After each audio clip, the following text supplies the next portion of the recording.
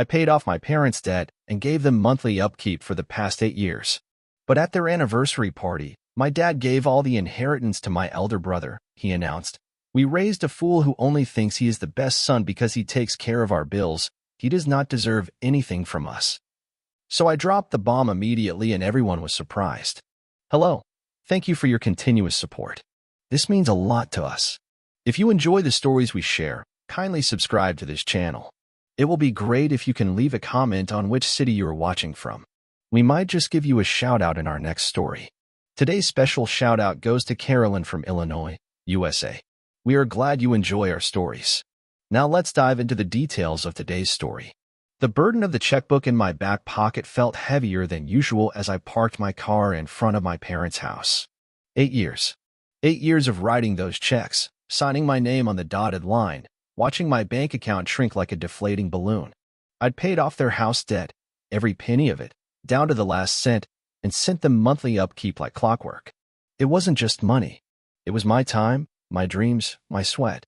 But standing there, staring at the cracked driveway and the faded blue shutters, I felt a flicker of pride. Tonight, they'd see it. They had to. It was their 40th anniversary, and the house buzzed with life. Laughter spilled out the open windows, mingling with the smell of grilled burgers and Mom's famous potato salad. I adjusted my tie, smoothing it down like it could iron out the wrinkles in my nerves. The air was warm, thick with summer, and I felt the sweat beading on my forehead. I told myself it was the heat, not the anxiety clawing at my chest. Edward, you made it. Sarah's voice cut through the noise as I stepped onto the porch. She was leaning against the railing, her red dress bright against the peeling paint. My best friend since high school, Sarah had a way of seeing through me, like I was made of glass. Barely, I said, forcing a smile. Traffic was a nightmare.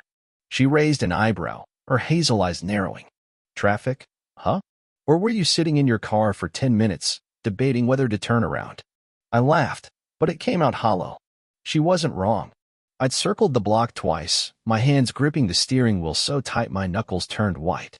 You know me too well, I admitted. Someone has to, she said, nudging me with her elbow. Come on, let's get you a drink before you overthink this into oblivion. Inside, the living room was a kaleidoscope of chaos.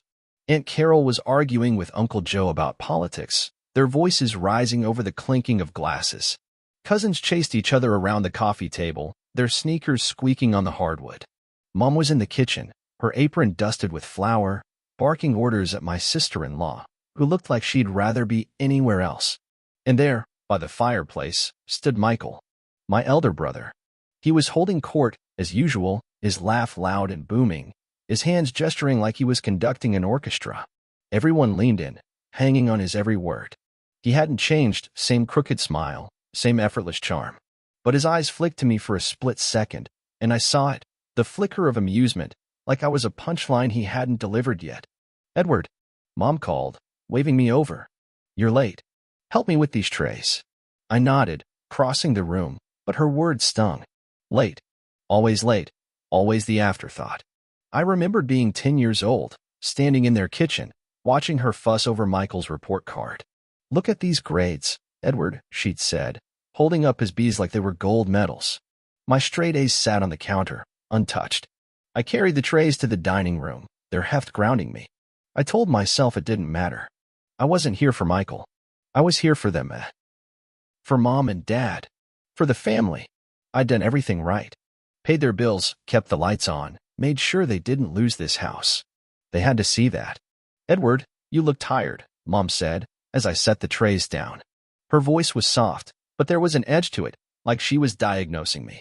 I'm fine, I said, forcing another smile. Just work. Work, work, work, she sighed, wiping her hands on her apron. You're always so serious. Michael, now he knows how to live. Did you hear he's starting that new business? Such potential. Potential. The word landed like a punch. Michael's potential had been the soundtrack of my childhood. Potential to be a lawyer, a musician, a CEO. Never mind that he'd dropped out of college, blown through 3 jobs in 5 years, and left me to clean up the mess. I wanted to tell her, wanted to say, potential doesn't pay the mortgage, Mom. I do. But I swallowed it, like I always did. Sounds great, I said, my voice tight. She didn't notice. She never did. The party stretched on, the noise swelling like a tide. I found Sarah by the punch bowl, her eyes scanning the room. "You okay?" she asked, handing me a cup. "Yeah," I lied. "Just Michael." She nodded, her lips pressing into a thin line. "He's insufferable. But you're not here for him. You're here for them." "I know," I said, but the words felt hollow. Was I here for them? Or was I here to prove something to myself, to them, to Michael? I remember the day I paid off the house. Sitting in the bank, signing the papers, my fingers trembling. I put it in my name, just in case. A precaution, I told myself. But deep down, I think I knew. I knew they'd never see me the way I wanted them to. "Edward." Dad's voice boomed from the living room, pulling me back. He was standing by the fireplace, a glass of whiskey in his hand, his face flushed. "Get over here. We're toasting." I crossed the room, my heart pounding. This was it. The moment. He'd raise his glass, thank me for everything, tell everyone how I'd kept the family afloat. I felt it, the warmth, the validation, the pressure lifting. But as I reached him, his eyes slid past me, landing on Michael. "To my eldest," he said, his voice thick with pride. "To Michael, the son who makes us proud." The room cheered, glasses clinking, but I stood frozen. Michael grinned, clapping Dad on the back, and I felt it. The crack, the fracture, the moment everything shifted. Sarah's hand brushed my arm, her voice low.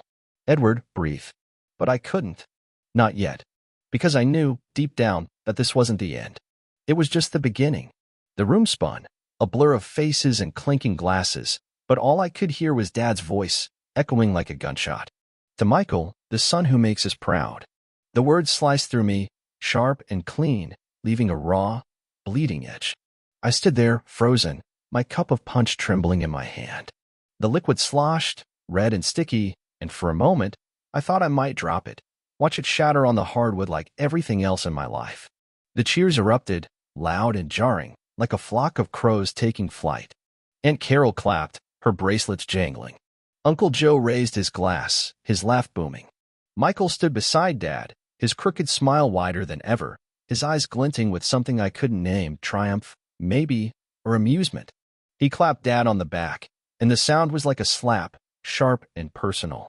I wanted to move, to say something, to do anything, but my feet felt glued to the floor.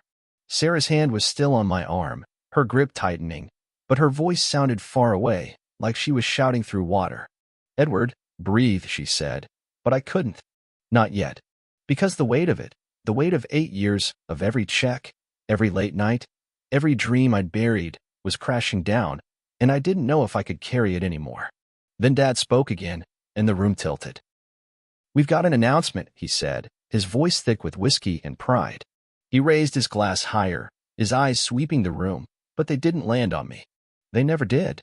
"After all these years, Linda and I have decided it's time to settle the inheritance. The house, the savings, everything, it's going to Michael." The silence that followed was deafening, a vacuum sucking the air out of the room. I felt it, the shift, the way everyone's eyes darted to me, then away, like I was a car wreck they didn't want to stare at. Aunt Carol's mouth opened, then closed. Uncle Joe coughed, his glass halfway to his lips. Mom stood by the kitchen door, her apron still dusted with flour, her hands twisting the fabric like she was wringing out her guilt. And Michael just stood there, his smirk growing, his eyes flicking to me for a split second. That look, it wasn't surprise. It wasn't gratitude. It was victory. Like he'd won a game I didn't even know we were playing.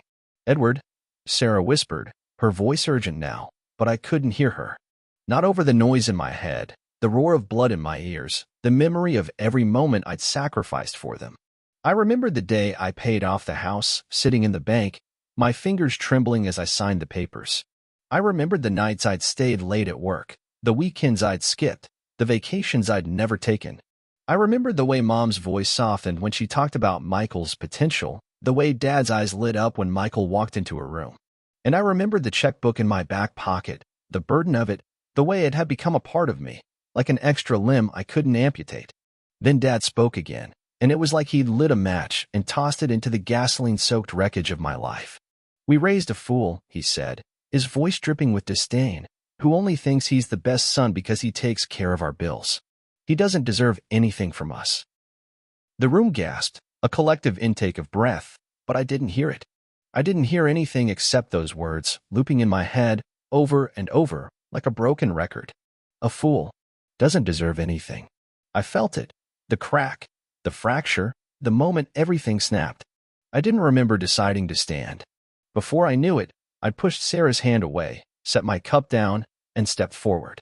Suddenly, I was there, in the center of the room, my voice loud and steady, like it belonged to someone else. Enough, I said, and the word cut through the noise, sharp and final. Everyone turned, their eyes wide, their mouths open. Michael's smirk faltered, just for a second, and I felt a surge of something anger, yes, but also clarity, like the fog had lifted and I could finally see. 8 years, I said, my voice rising, my fingers trembling. 8 years of paying your bills, keeping the lights on, making sure you didn't lose this house. I paid off the debt, every cent, and you know what? I put it in my name. Because deep down, I think I knew. I knew you'd never see me. Not really. Dad's face darkened, his mouth opening to interrupt, but I didn't let him. No, I said, stepping closer, my voice faltering now, but not with fear, with rage. You don't get to talk. Not anymore. You think I'm a fool? Fine. But this fool is done. I'm cutting you off. No more checks, no more upkeep, nothing. And the house? It's going up for sale. Tomorrow. The room erupted, gasps and murmurs, but I wasn't finished. I turned to Mom, her face pale, her hands still twisting her apron. You took me for granted, I said, my voice cracking. Both of you. And I let you. But not anymore. I turned to Michael, his smirk gone now, his eyes wide. And you, I said, pointing, you can have their precious inheritance. Enjoy it. Because I'm done carrying this family. I turned and walked out, my footsteps echoing on the hardwood, the noise of the party fading behind me. Sarah called my name, her voice desperate, but I didn't stop. I couldn't. Not until I was outside, the night air cool against my skin, the stars sharp and bright above me. I stood there, my chest heaving, my fist clenched. The burden of the checkbook was still in my pocket, but for the first time in 8 years, it felt lighter. Not gone, not yet, but lighter. And I knew, as I got into my car and drove away, that this wasn't the end. It was just the beginning. The morning sun sliced through my blinds like a knife, sharp and unrelenting, and I woke up to the sound of my phone vibrating on the nightstand. It wasn't just buzzing, it was rattling, like it was trying to claw its way off the edge. I rolled over, my head pounding, and squinted at the screen. 245 missed calls. The number stared back at me, cold and accusing, like a jury delivering a verdict. I sat up, the sheets tangling around my legs, and scrolled through the list. Mom, Dad, Michael, Aunt Carol, Uncle Joe, cousins I hadn't spoken to in years. Even Mrs. Jenkins, the neighbor who used to babysit me, had called twice. The notifications kept coming, piling up like debris after a storm, voicemails, texts, emails, all clamoring for my attention. I didn't open them. I couldn't. Not yet. I stumbled to the kitchen, my bare feet cold against the tile, and poured myself a cup of coffee. The mug was warm in my hands, but it didn't stop the trembling. I kept seeing Dad's face, the way his eyes had narrowed when I'd said it, the house, the sale, the end of it all. I kept hearing Mom's silence, the way she'd stood there, twisting her apron, like she could wring out her guilt. And Michael's smirk, fading into something else, something I couldn't name. Fear, maybe. Or panic. I took a sip of coffee, but it tasted bitter, like ash. My phone buzzed again, and I flinched, nearly dropping the mug. It was Mom. Her name flashed on the screen, bright and insistent, and for a moment, I almost answered. I wanted to hear her voice, to hear her say it was a mistake, that they were sorry that they saw me. But then I remembered Dad's words, a fool doesn't deserve anything, and I let it ring, the sound echoing in the empty kitchen. By noon, the calls hadn't stopped. I turned the phone off, but the silence was worse. It pressed against me, heavy and suffocating, like a weight on my chest. I paced the apartment, my footsteps loud against the hardwood, and tried to focus. I'd done the right thing. I knew I had. They'd taken me for granted, mocked me, humiliated me. I'd given them everything. 8 years of my life, my savings, my dreams, and they'd thrown it back in my face. So why did I feel like I was the one who'd done something wrong?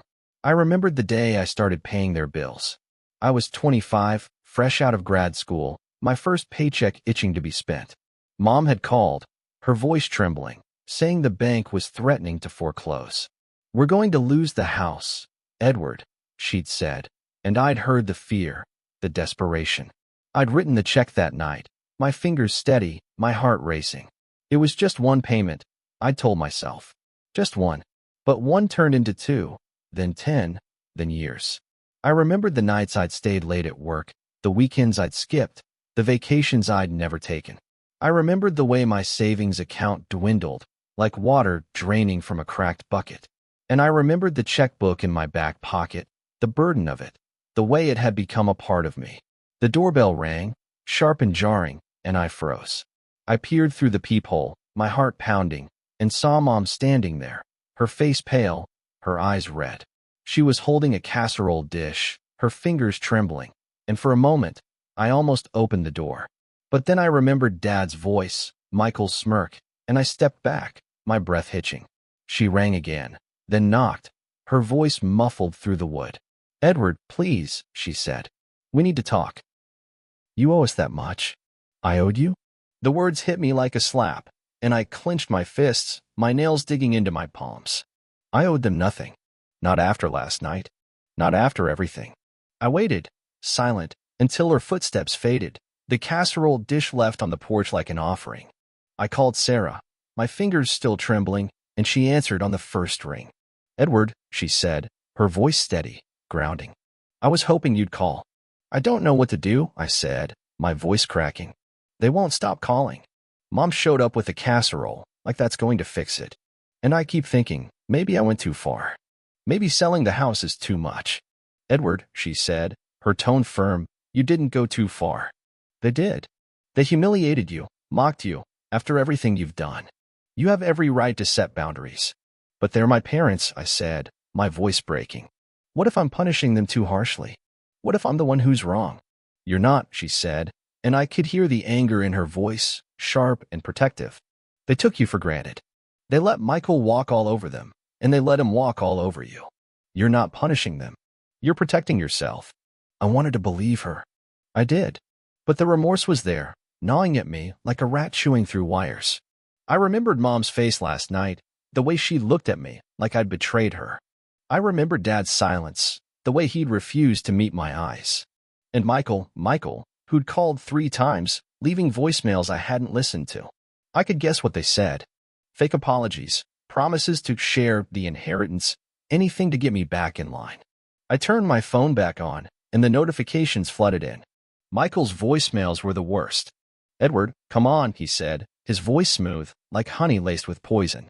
"You're overreacting. Let's talk this out. I'll split the inheritance with you 50-50. You know I'm good for it." I deleted it, my fingers trembling, but the next one was worse. "You thought you were some martyr, but you were just greedy," he said, his tone shifting, sharp and venomous. "Everyone's saying it. You're tearing this family apart." I threw the phone across the room, and it hit the wall, the screen cracking. The silence that followed was deafening, but it didn't last. The shame was still there, louder now, and I knew I couldn't escape it. Not yet. I called the real estate agent, my voice steady, and told her to list the house. It was done. Final. But as I hung up, I felt it. The crack, the fracture, the moment everything shifted again. And I knew, as I sat there, staring at the cracked screen of my phone, that this wasn't the end. It was just the beginning. The days blurred together, a haze of phone calls and silence, but the house sale moved forward like a freight train, unstoppable and loud. I stood in my apartment, staring at the real estate agent's email on my cracked phone screen. Listed, it said, the word cold and final, like a gavel slamming down. I should have felt relief, but instead, I felt hollow, like I'd carved out a piece of myself and left it on the market, up for grabs. I remembered the first time I saw that house, 6 years old, clinging to Mom's hand as we walked up the driveway. The blue shutters were bright then, the grass green, the air thick with possibility. I remembered running through the living room, my sneakers squeaking on the hardwood, laughing as Dad chased me. It wasn't just a house, it was home, or at least, it used to be. Now, it was just a number on a listing, A price tag on a memory. The phone buzzed again, and I flinched, my heart racing. It was Mom, her name flashing like a warning light. I let it ring, the sound echoing in the empty apartment, but the voicemail came through, her voice trembling, raw. "Edward, please," she said, and I could hear the tears, the desperation. "We're losing everything. The house, our savings, it's all gone. You can't do this. We're your parents. We need you." I deleted it, my fingers trembling, but the words lingered, sharp and accusing. I wanted to scream, to tell her they'd lost me long before they lost the house. But the remorse was there, gnawing at me like a splinter under my skin. I remembered the casserole dish she'd left on my porch, the way it had sat there, cold and untouched, until I threw it out. I remembered her face at the party, pale and silent, twisting her apron like she could wring out her guilt. And I remembered Dad's voice, mocking me, calling me a fool. I called Sarah, my voice tight, and she answered on the first ring. "Edward," she said, her tone steady, grounding. "How are you holding up?" "I don't know," I said, pacing the apartment, my footsteps loud against the hardwood. "Mom's calling, begging, but Dad, he hasn't said a word. And Michael, he's spreading rumors, saying I'm tearing the family apart. I keep thinking, maybe I am. Maybe I'm the one who's wrong." "Edward," she said, her voice sharp, protective. "You're not wrong. They did this. They took you for granted, mocked you, after everything you've done. You're not tearing the family apart. They did that when they chose Michael over you." "I know," I said, but the words felt hollow. I wanted to believe her, but the shame was louder, and I couldn't shake it. I remembered the day I paid off the house, sitting in the bank, my fingers trembling as I signed the papers. I put it in my name, just in case. A precaution, I told myself. But deep down, I think I knew. I knew they'd never see me the way I wanted them to. The doorbell rang, sharp and jarring, and I froze. I peered through the peephole, my heart pounding, and saw Mom again, her face pale, her eyes red. She was alone this time. No casserole, just her, standing there, her hands clasped like she was praying. I opened the door, my breath hitching, and she looked up, her eyes meeting mine. "Edward," she said, her voice breaking. "I'm sorry. I know we hurt you. I know we took you for granted. I let Richard, your father, I let him influence me. I let Michael's flattery blind me. But I see it now. I see you.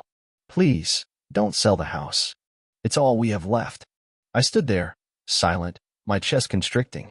I wanted to believe her, wanted to see the mom I remembered, the one who'd kissed my scraped knees and read me bedtime stories.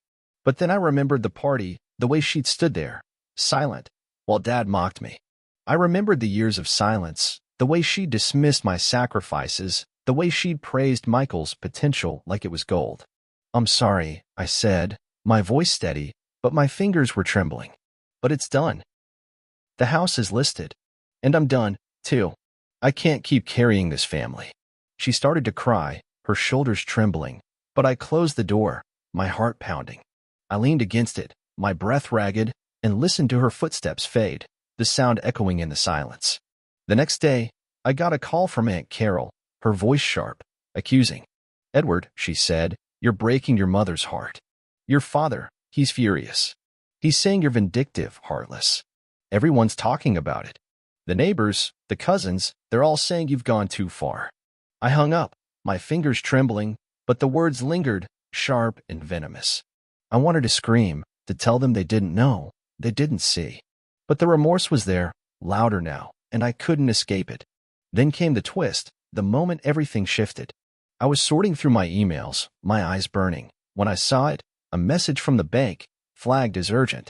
I opened it, my heart racing, and read the words, cold and clinical. "Account activity alert. Unauthorized withdrawals detected. Please review." I logged in, my fingers trembling, and saw it.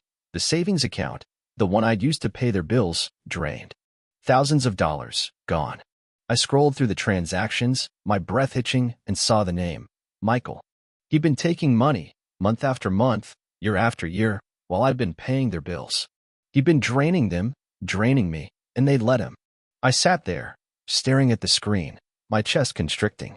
I remembered the party, the way he'd smirked, the way he'd stood there, smug and victorious. I remembered the years of excuses, the way Mom had praised his potential, the way Dad had favored him. And I realized they'd known. Maybe not the details, but they'd known he was unreliable, selfish, and they'd chosen him anyway. I called Sarah, my voice faltering, and told her everything. He stole from them, I said, my voice breaking. And they let him. They let him take everything, and they still chose him over me. Edward, she said, her voice steady, grounding. You're not wrong. You're not tearing the family apart. They did that. And now, they're paying the price. I hung up, my fingers still trembling, and looked out the window, the city stretching out below me. The remorse was still there, but it was quieter now, overshadowed by something else. Clarity, maybe, or resolve. I knew, as I sat there, gazing at the skyline, that this wasn't the end. It was just the beginning. The email came through at 6:47 a.m., the subject line cold and clinical. Sale finalized. I sat there, staring at the screen, my coffee cooling in my hands. The words blurred, not because my eyes were tired, but because I couldn't focus, couldn't wrap my head around it. The house was gone. Sold. A number on a bank statement, a signature on a dotted line. I'd done it. I'd cut the cord, severed the tie, and now there was no going back. I remembered the day we moved in, 6 years old, my backpack slung over one shoulder, my laces trailing behind me. Mom had laughed as I tripped on the porch steps, Dad catching me just in time. The blue shutters were bright then, the paint fresh, the air thick with promise. I remembered the smell of Mom's cookies baking, the sound of Dad's hammer as he hung pictures, the way the sunlight streamed through the windows, warm and golden. It wasn't just a house, it was home, or at least it used to be. Now, it was someone else's future, someone else's memory. I stood up, my legs unsteady, and walked to the window. The city stretched out below me, gray and sprawling, the skyline sharp against the dawn. I should have felt relief, but instead, I felt hollow, like I'd left a piece of myself behind. I remembered the bank statement, the unauthorized withdrawals, Michael's name staring back at me like a confession. I remembered Mom's tears, Dad's silence, the way they'd chosen him, over and over, while I'd carried them. And I remembered the party, the way Dad's voice had sliced through me, calling me a fool, telling me I didn't deserve anything. The phone buzzed, and I flinched, my heart racing. It was Mom, her name flashing like a warning light. I let it ring, the sound echoing in the empty apartment, but the voicemail came through, her voice trembling, raw. Edward, she said, and I could hear the exhaustion, the desperation. We're moving out today. The new owners, they're coming tomorrow. We found an apartment, but it's small, and the rent, it's more than we can afford. I know you're angry, and you have every right to be. But please, just talk to me. I'm sorry. I see it now. I see you. I deleted it, my fingers trembling, but the words lingered, sharp and accusing. I wanted to believe her, wanted to see the mom I remembered, the one who'd kissed my scraped knees and read me bedtime stories. But then I remembered the party, the way she'd stood there, silent, while Dad mocked me. I remembered the years of silence, the way she'd dismissed my sacrifices, the way she'd praised Michael's potential like it was gold. I called Sarah, my voice tight, and she answered on the first ring. Edward, she said, her voice steady, grounding. How are you holding up? It's done, I said, pacing the apartment, my footsteps loud against the hardwood. The house is sold. They're moving out today. And Mom, she's calling, begging, but Dad, he hasn't said a word. And Michael, he's gone. Aunt Carol says he's not helping, not even answering their calls. Edward, she said, her voice sharp, protective. You did the right thing. They took you for granted, mocked you, after everything you've done. Michael's showing his true colors now, and they're seeing it. You're not punishing them. You're protecting yourself. I know, I said, but the words felt hollow. I wanted to believe her, but the remorse was there, quieter now, but still there, like a shadow I couldn't shake. I remembered the day I paid off the house, sitting in the bank, my fingers trembling as I signed the papers. I'd put it in my name, just in case. A precaution, I told myself. But deep down, I think I knew. I knew they'd never see me the way I wanted them to. The next day, I got a call from Aunt Carol, her voice softer this time, less accusing. Edward, she said, your mother, she's struggling. The apartment's small, and the rent, it's breaking them. Your father, he's furious, but he's not helping. And Michael, he's disappeared.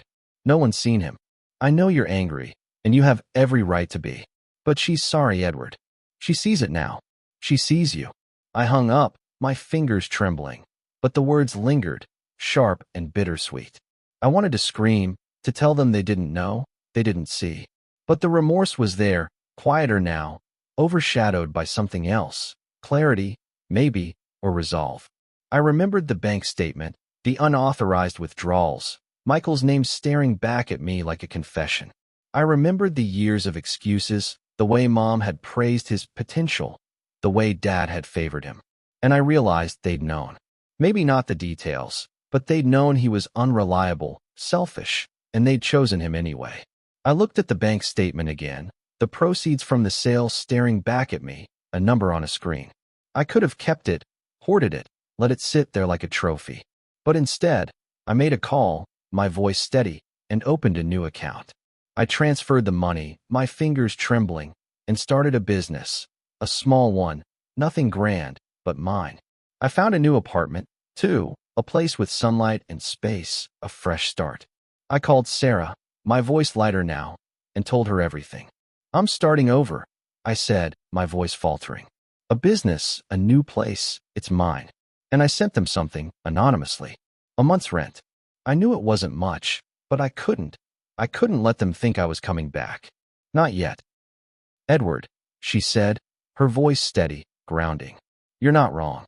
You're not punishing them. You're protecting yourself. And that rent, it's not weakness. It's compassion.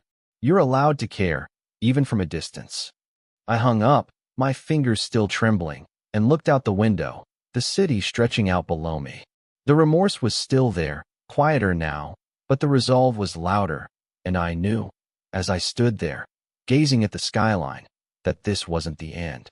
It was just the beginning. The sunlight poured through the windows of my new apartment, warm and golden, like a weight lifted. I stood in the living room, my hands on my hips, surveying the chaos. Boxes stacked against the walls, furniture half assembled, a coffee table littered with takeout containers. It wasn't much, but it was mine. A fresh start, a clean slate, a place where the burden of the past didn't press down on me like a vice. I remembered the day I signed the lease, my fingers steady, my pulse hammering in my ears. The real estate agent had smiled, handing me the keys, and I'd felt it. The shift, the moment everything changed. I remembered the bank statement, the proceeds from the house sale, the numbers staring back at me like a challenge. I'd used it to start a business, a small consulting firm, nothing grand, but mine. I remembered the first client call, the way my voice had trembled, then steadied, as I talked them through the details. It wasn't just a job, it was a future, one I'd built myself. The phone buzzed on the coffee table, and I flinched, my heart racing. It was Mom, her name flashing like a beacon. I let it ring, the sound echoing in the empty apartment. But the voicemail came through, her voice soft, tentative. Edward, she said, and I could hear the hesitation, the hope. I know you're busy, and I know you're still angry. But I'd like to see you. Just coffee, maybe. I miss you. I see you now. I see everything. I sat down, my fingers trembling, and listened to it again. I wanted to believe her, wanted to see the Mom I remembered, the one who'd kissed my scraped knees and read me bedtime stories. But then I remembered the party, the way she'd stood there, silent, while Dad mocked me. I remembered the years of silence, the way she'd dismissed my sacrifices, the way she'd praised Michael's potential like it was gold.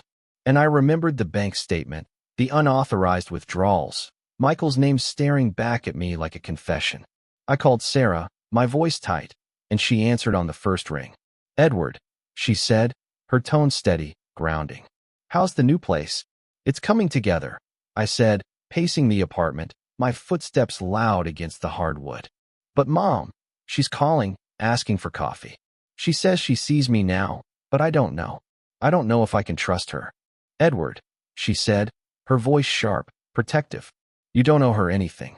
Not after everything. But if you want to see her, if you want to try, that's okay too. You're allowed to care, even from a distance.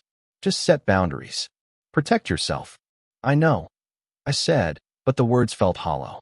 I wanted to believe her, but the fear was there, quieter now, but still there, like a shadow I couldn't shake. I remembered the day I paid off the house, sitting in the bank, my fingers trembling as I signed the papers. I put it in my name, just in case. A precaution, I told myself. But deep down, I think I knew. I knew they'd never see me the way I wanted them to. I met Mom at a cafe downtown, the air thick with the smell of coffee and cinnamon. She sat by the window, her hands wrapped around a mug, her eyes red. She looked older, smaller, like the weight of everything had shrunk her. I sat down, my heart pounding, and she looked up, her eyes meeting mine. "Edward," she said, her voice breaking. "I'm sorry. I know I've said it before, but I mean it. I let Richard, your father, I let him influence me. I let Michael's flattery blind me. But I see it now. I see you. And I'm trying. I've left him, Edward. I moved out last week. I'm starting over, too." I sat there, silent, my chest constricting. I wanted to believe her, wanted to see the mom I remembered, the one who'd laughed as I tripped on the porch steps, the one who'd caught me just in time. And I saw it, in her eyes, her trembling shoulders, the effort, the accountability. "I'm glad you're trying," I said, my voice steady, but my fingers were trembling. "But it's going to take time. I can't go back to how it was. I need boundaries. I need space." She nodded, her eyes filling with tears, and I felt it. The crack, the fracture, the moment everything mended. It wasn't forgiveness, not yet, but it was a start. Michael called later that week, his voice smooth, like honey laced with poison. "Edward," he said, "we need to talk. I know things got messy, but we're family. Let's work this out. I'll split the inheritance 50-50. You knew I was good for it." I hung up, my fingers trembling, and blocked his number. I remembered the bank statement, the unauthorized withdrawals, his name staring back at me like a confession. I remembered the party, the way he'd smirked, the way he'd stood there, smug and victorious. And I realized he'd never change. He'd never see me, never respect me. And I was done trying. The housewarming party was small, intimate, the air thick with laughter and the smell of pizza. Sarah was there, her red dress bright against the white walls, her hazel eyes sparkling. Aunt Carol came, her voice softer now, less accusing. Uncle Joe brought a bottle of wine, his laugh booming. Cousins I hadn't spoken to in years showed up, their smiles genuine, their apologies quiet. I stood by the window, my hands on my hips, and looked out at the city, the skyline sharp against the dusk. I felt it, the shift, the moment everything changed. Family wasn't just blood, it was the people who saw me, who respected me, who valued me. Sarah, with her steady voice and protective anger. Aunt Carol, with her softened tone and quiet remorse. Uncle Joe, with his booming laugh and warm embrace. I turned to Sarah, my voice light, and said, "Thanks for being here. For everything." She smiled, her eyes meeting mine, and I saw it, the bond, the trust, the possibility.